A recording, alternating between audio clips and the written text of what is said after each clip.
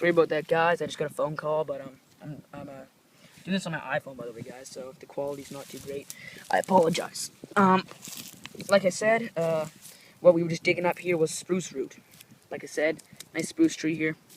A lot of uses for a spruce tree, but one of my favorite things, and we'll check over some more things about spruce in a minute. But one of my favorite things is their roots. The roots can be up to 20 feet long. Some longer have been found.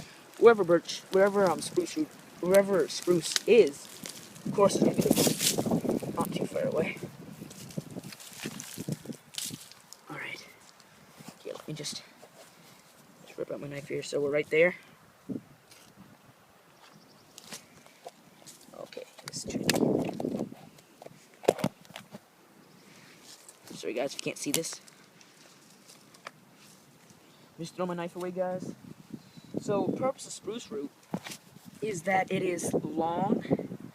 Like I said, it can be 20 feet long. Reasonably thin. It's very thin diameter, but it is extremely strong, like cordage. And the great thing about spruce root is that, like I said, it's like cordage. And if you need to, if you want to, you can just set the spruce root down here in a little root. A bigger spruce root, actually. And just take your knife and you can split it. And a lot of people mostly don't know this, but almost any root from any tree, not any tree, but a lot of trees, especially in the boreal forest here, are edible. So you can't eat this stuff.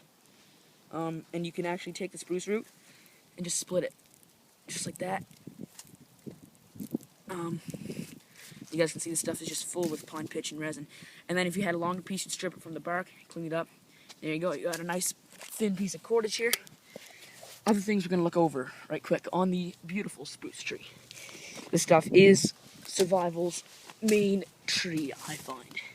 This stuff here is actually the blood of a tree.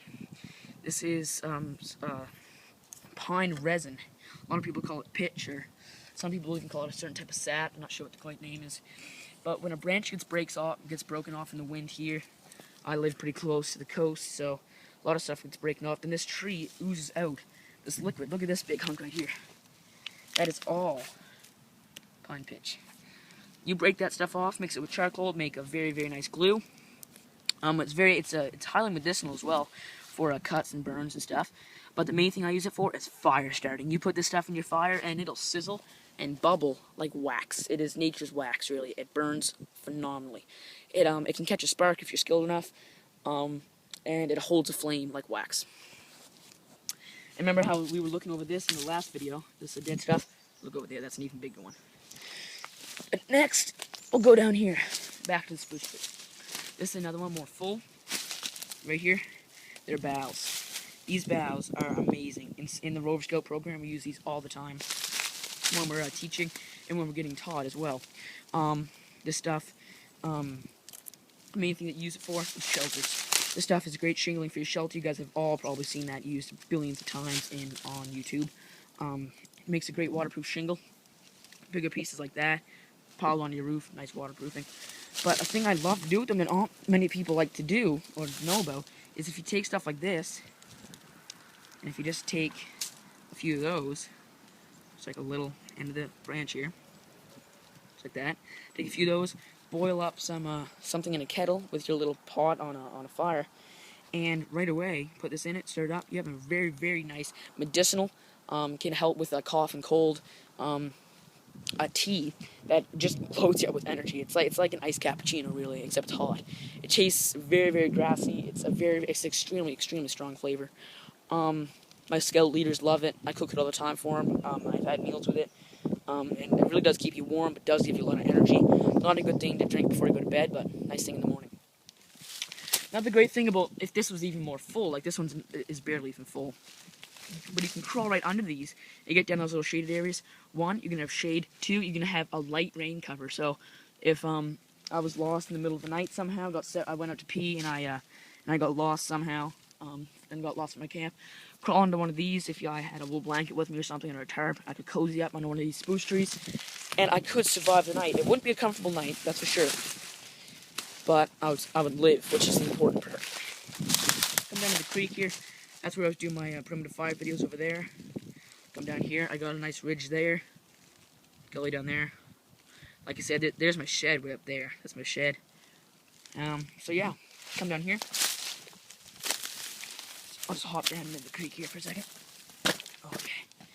So you got a nice little flowing creek here. I boil water out of here all the time for the Rover Scout program. And over here, like I was talking about spruce roots, see all the roots coming into these riverbanks here. All these roots, and most of them are edible. This, I believe, is a poplar root, I think. See how long that puppy is, look at that.